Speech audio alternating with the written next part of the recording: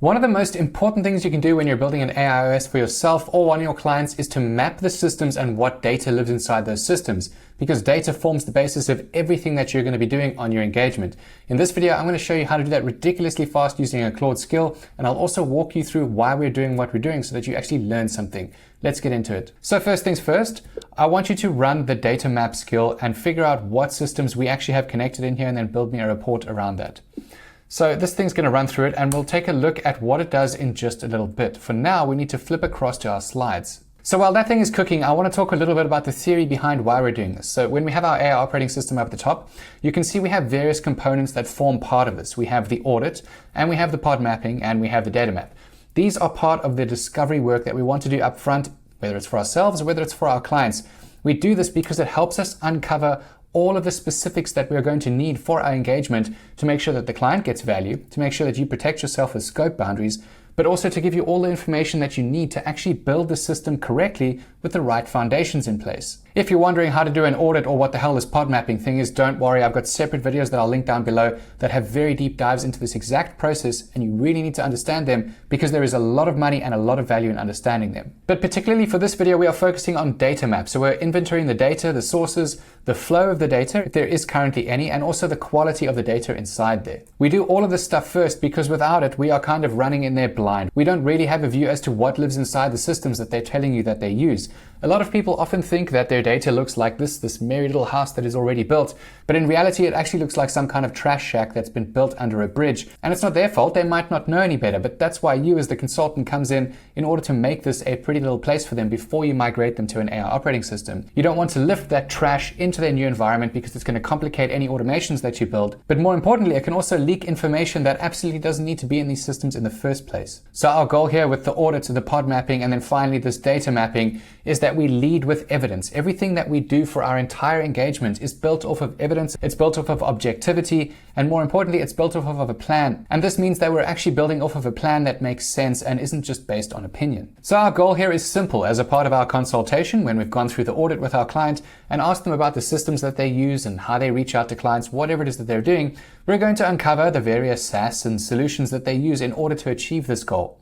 Once we've done that, it's very simple to get Claude to actually map this stuff for us. We're going to take all of their various systems over here, and we're just going to head across to our cowork session. You can use cowork or you can use Claude Code, whatever the client might be working in. Same thing applies for Codex here. It's not like this is vendor locked or something like that. And you're going to come on over to the Customize tab over here because this is where we set up our connectors.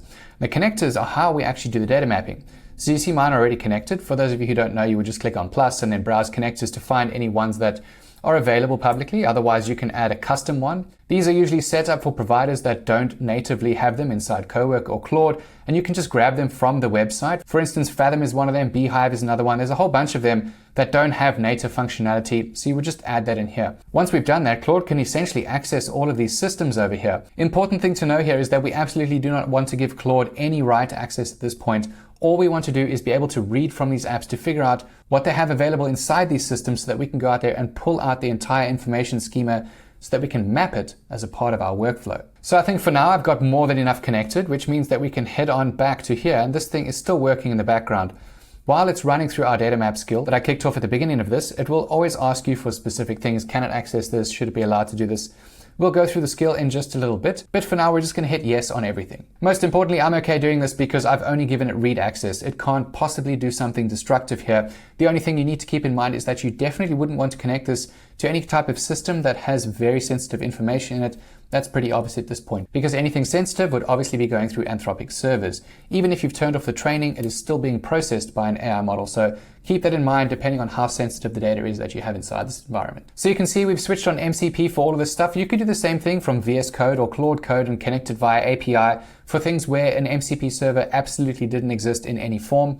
So our goal here would be to take all of this scattered information that people think they have or don't even know that they have, filter it through the skill that is currently running, and then it will create some kind of beautiful clarity for us, where we have a direct view of the build order that we need to take for our automations, alongside the information we gathered from the audit and the pod mapping. We also have a source of truth, so we no longer need to listen to opinion. We know exactly what data lives in what system and how it is structured. We can also check the security scope. So for instance, if they set up a database, whether it's an Airtable or Supabase, whatever their database might be, we can do a security audit at the same time over here to check if they've got row-level security enabled and a whole bunch of other features that protect any of the data stored in there. It also tells us what types of data we might want to bring in from these outside systems and store in our AI operating system so that we can refine the skills later on, perhaps add context to the system, things that help make our AI operating system way more valuable. It also helps the AI understand the quality of the data inside here. A lot of people store trash data that they aren't even aware of. So as a part of this, we can do a quality check. We can find out if things are actually worthwhile keeping, and if they aren't, we can remove them before we build any systems.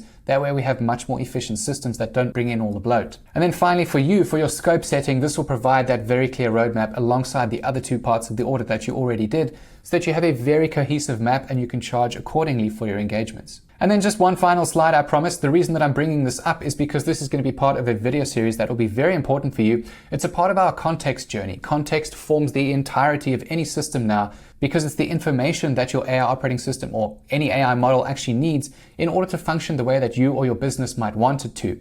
So our data map is where all of this starts. We need to understand where all of our data lives. But as we go through this little thing over here, it helps us get to our end goal, which is where we have this context system that can be refined on demand, or even some of it automatically. If you want to see how this works, I have a video that I posted last week, particularly into skill refinement using this methodology that I've outlined on the screen over here. And then these 3 other videos in the middle will be covered separately because they are in-depth topics that are worth discussing in their own right. Point is, what we're trying to get to here is a much better AI operating system, one that isn't built on hype, but actual data and knowledge from the people who build it and run it. Cool, so we're back in Cowork world over here, and you can see that it's been chugging through a few things. In its context window, it has a few of our apps that it's connected to via MCP, and it's currently probing meetings and scheduling connectors. So it's been through our CRM to check our outreach and things like that. It's probed our knowledge and documents, most likely from Notion and potentially even Slack, and it's going to do that for everything that we've connected via MCP. And you can see here our skills in action. So it found a lot of dormant infrastructure. 6 of 7 Supabase projects are inactive.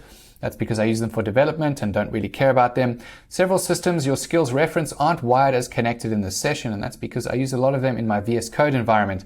Point is, this thing's doing exactly what it should be doing. It's understanding what is currently being used and what isn't, so that later on when it builds the map for us, we have a much clearer picture of how to proceed. And this also uncovers things for people because they might think that these things are working or connected when they aren't actually working in any meaningful way. And there we go, this thing's finished. So it gives us a summary about what it found. It also gives us a complete markdown map on the right-hand side here. But realistically, we need something more visual, so we can just open this. And so if we take a look at our HTML file, you'll see that we have all of our sources listed over here, what's wired, what's not wired, and then we have a very deep understanding of what's actually inside here. So we could look at our sources on the left-hand side. Let's take HeyReach, for instance, over here.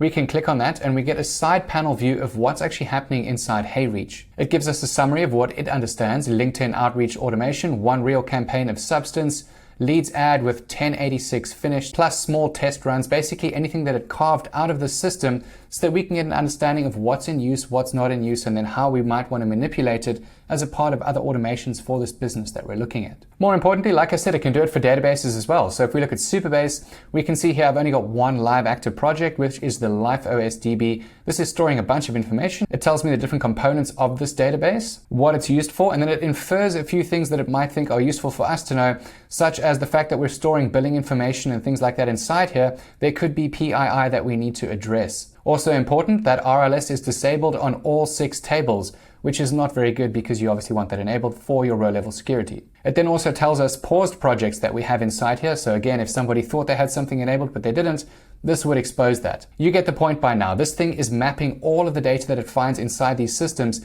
so that you know exactly what you need to know as a part of your engagement. You can feed that back to the client. It will then also mark where it can anything that has PII in it, where there's financial information, which is content related and which has actually any low value whatsoever inside here. At the end, it also gives you a summary of everything that it observed. It will also give you some recommendations around those findings that it had so that you can just get a really quick report and piggyback off of any of this information as fast as possible. You can see here a whole bunch of my personal information that hopefully my editor is going to blur. But we've got two separate estates. We've got my business AIOS, and then we've got my personal life OS, both running their separate aspects of whatever it is that I need them to do. And it gives us a little bit of information around the systems involved in making those things work. In the same sense, it would do that for your clients. And you can see here it pulled out the fact that our live databases are not using row-level security. It also mentioned that lead data is fragmented with no system of record. The same prospect domain lives in Apollo and Hayreach, and everything else is paused. Obviously, these are from old dead POCs. It then lists anything that it couldn't do or anything that you should confirm with the client or yourself before you go ahead and build the system. That will be down here in the open questionnaire that for things that need to get drilled down into. But other than that, this can be manipulated into any form that you need. You can get it to audit every single file inside their Google Drive and build you a structure around what's in there, move their stuff around so that it's more organized. You can do the same thing for their databases. So once you've gathered this information, if something does need to be changed, you could of course plan that with Claude, and then as a part of that, you could unleash that plan to build more structure before you go and get onto the automation. That's why it's so important to start with all these foundational audits and scans, because they make the rest of your engagement so much easier.